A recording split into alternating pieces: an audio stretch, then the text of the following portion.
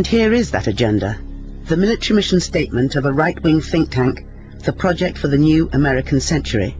Written a year before 9/11, it's supported by key members of the current Bush administration. The drafting was supervised by Cheney, by Donald Rumsfeld, by Paul Wolfowitz, by Jeb Bush, who's the president's younger brother, and by Lewis Libby, who's Cheney's chief of staff. This is about control over Middle East oil. It indicates that America is aiming for global leadership, both military and economically, and what it says, I think, is chilling. It says if we are going to transform America into tomorrow's dominant force, that's their phrase, then it's going to be a long process unless there is a catastrophic and catalyzing event, dash like Pearl Harbor.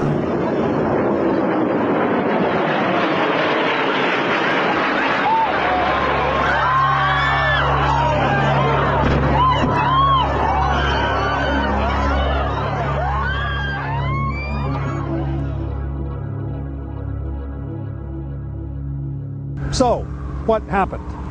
Well, September 11th happened, obviously, and George W. Bush had to rethink. But for many of those around Bush, there was no rethink. There didn't have to be. Long before September 11th, a small, influential group of neoconservatives here in Washington had wanted to see the United States transformed into a sort of benevolent ruler, unchallenged, astride the world. And long before George W. Bush was elected, they sat down and they wrote down a manifesto. The document was effectively a charter of the Project for a New American Century, a neoconservative think tank in Washington. The founding members included Donald Rumsfeld, Dick Cheney, Paul Wolfowitz of the Defense Department, Richard Pearl, head of the Defense Advisory Board, Lewis Libby, Cheney's chief of staff, John Bolton, Undersecretary of State for Arms Control, Elliot Cohen, who's on the Defense Policy Board. Much of what these men wanted is coming true. They urged that the U.S. abandon the Anti-Ballistic Missile Treaty. It has. They wanted establishment of more permanent U.S. military bases abroad. That is happening in the Philippines and in Georgia and will likely happen in Iraq. They urged regime change as a goal of foreign wars, not just in Iraq. They wanted the U.S. as a global constabulary, their word, unburdened by the UN or world opinion, preventing any challenge to U.S. dominance. But, they wrote, a year before September 11th, such aspirations are unlikely to be realized without a catastrophic and catalyzing event, like a new Pearl Harbor.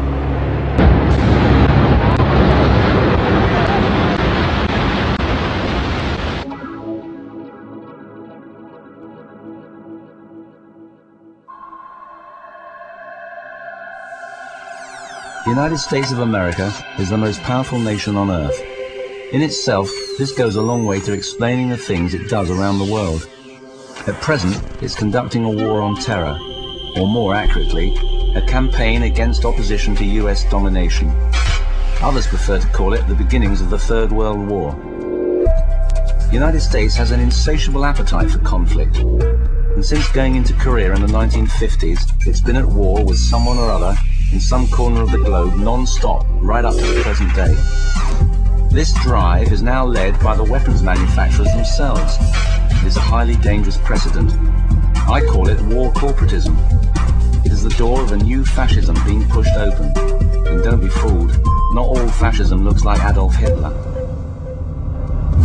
The reality, as we see from the Iraqi invasion, is that the presidency has been captured by the most powerful elements of this corporatism. And this ghastly molecule aims to turn the world into its very own enslaved global market, and the plan is well underway. The attack by Al-Qaeda on the World Trade Center is just one response to it. Is this a conspiracy? Quite the opposite.